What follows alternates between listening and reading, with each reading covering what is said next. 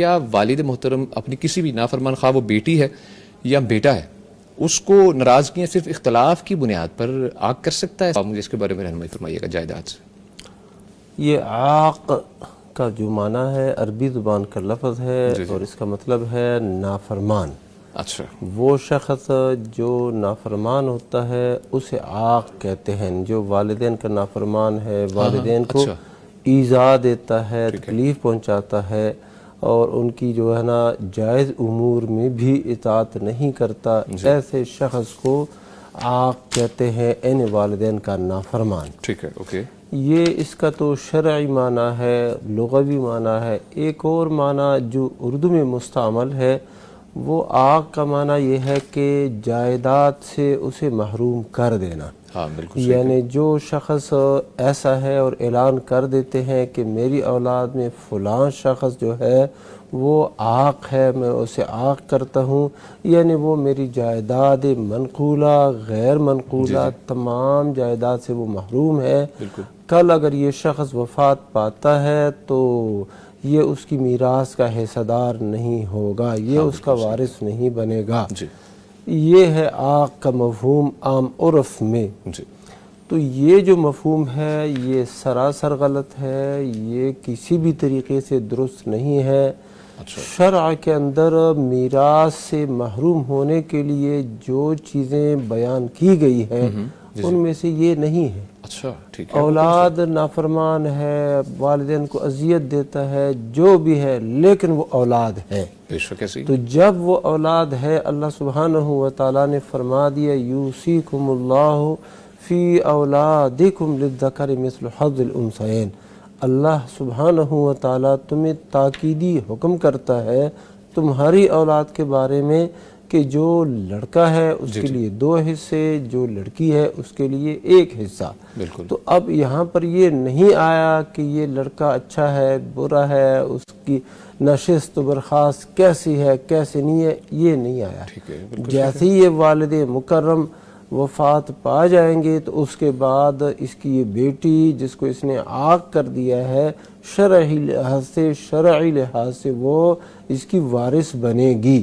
اور اگر ایک شخص اپنے وارث کو میراث سے محروم کرنا چاہتا ہے تو اس کی شدید وعید آئی ہے. سنن ابن ماجہ شریف میں ایک حدیث ہے، ابو ہریرہ رضی اللہ تعالیٰ عنہ حدیث بیان کرتے ہیں کہ اللہ کے نبی صلی اللہ علیہ وسلم نے فرمایا جو شخص کسی وارث کا میراث کاٹتا ہے، وہ میراث جس کو اللہ اور اس کے رسول نے مقرر کر دیا ہے، اللہ سبحانہ وتعالیٰ اس شخص کو جنت میں جو اس کا حصہ ہے، میراث ہے جو اس کا حصہ بنتا ہے، اس سے محروم کر دے گا. یہ بڑی شدید وعید ہے. تو اب ایک شخص ہے، یعنی ایک بچہ ہے، بیٹا ہے، بیٹی ہے، جو بھی ہے، اللہ نہ کرے وہ اپنے والد کو یا اپنے مورث کو، کسی بھی مورث کو قتل کرے، اس صورت میں یہ میراث سے محروم رہتا ہے. اچھا پہلی صورت یہ پہلی صورت یہ. یا اللہ نہ کرے اولاد میں سے کوئی اولاد ہے جو دین چھوڑ جائے والعیاذ باللہ، اسلام چھوڑ دے، مرتد ہو جائے والعیاذ باللہ، تو یہ جو شخص ہے اب وہ اپنے جو مورثین ہے جن سے یہ میراث لے سکتا تھا اب یہ وارث ان کا نہیں بنے گا. جب یہ نہیں ہے تو اب اس صورت میں صرف اس وجہ سے کہ یہ نافرمان ہے، بات نہیں مانتی اور ایسی ہے، لہذا میں اسے عاق کرتا ہوں. تو جب تک یہ زندہ ہے اگر وہ اس کو کچھ نہیں دیتا اپنے مال میں سے تو اس کا اختیار ہے. ٹھیک ہے، بالکل. لیکن پھر بھی اس کے اوپر لازم ہے کہ وہ صلہ رحمی کرے. صلہ رحمی یہ صرف یہ نہیں ہے کہ اولاد جو ہے نا اچھائی کرے، صلہ رحمی والدین کی بھی ذمہ ہے.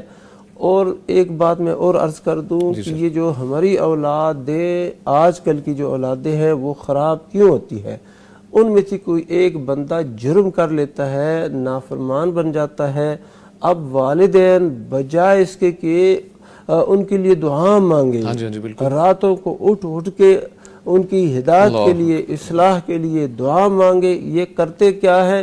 مزید ان کو بد دعاؤں سے نوازتے ہیں سختیاں بھی کرتے ہیں تو بجائے اس کے کہ اس کی اصلاح ہو جائے وہ مزید خراب ہوتا جاتا ہے اور یہاں تک کہ وہ بہت انتہا کو پہنچ جاتا ہے۔ بے شک ایسی تو والدین کی یہ ذمہ داری ہے کہ اپنی اولاد کے لیے وہ نیک دعائیں کرے۔ اچھا ٹھیک ہے، اختیار جو وَجْنُبْنِي رویہ وَبَنِيَّ أَن نَّعْبُدَ الْأَصْنَامَ، ابراہیم علیہ السلام اپنی اولاد کی اصلاح کے لیے دعا مانگتے تھے، یا اللہ مجھے اور میری اولاد کو بت پرستی سے بچا، سبحان اللہ، اور اے اللہ میری اولاد میں ایک گروہ مسلمۃ لک، میری اولاد کو اپنا تابعدار بنا دے، یعنی تابع فرمان بنا دے۔ تو ایسی دعائیں مانگنی چاہیے۔ رب حب لی من الصالحین، اس کا بھی یہی مطلب ہے کہ اللہ مجھے صالح اولاد دے جو جسمانی لحاظ سے بھی صالح ہو اور عمل اور اعتقاد کے لحاظ سے بھی صالح ہو۔ باقی یہ بات بھی میں وضاحت کر دوں کہ جو اولاد ہے وہ والدین کی نافرمانی کرتی ہے، گناہ کبیرہ کے مرتکب ہے، وہ اکبر الکبائر، جو سب سے بڑے گناہ ہیں، ان بڑے گناہوں میں سے ایک ہے اللہ کے ساتھ شریک ٹھہرانا، کفر کرنا، ناحق قتل کر دینا، اور عقوق الوالدین یعنی والدین کو اذیت اور تکلیف پہنچانا، ان کی بات نہ ماننا، یہ ان گناہ کبیرہ میں سے ایک کبیرہ گناہ ہے۔ تو یہ اولاد کو چاہیے کہ وہ لوگ جو آپ کی پیدائش کے اسباب میں سے ہیں، انہوں نے آپ کو بڑا کیا، جب چھوٹے تھے تو وہ پیار محبت اور کیا کیا انہوں نے جتن نہیں کیے، اب تو پیدا ہو گیا، تو بڑا ہو گیا ہے، بڑے ہونے کے بعد اب اذیت پہنچاتا ہے، تو شرم آنی چاہیے اس کردار سے۔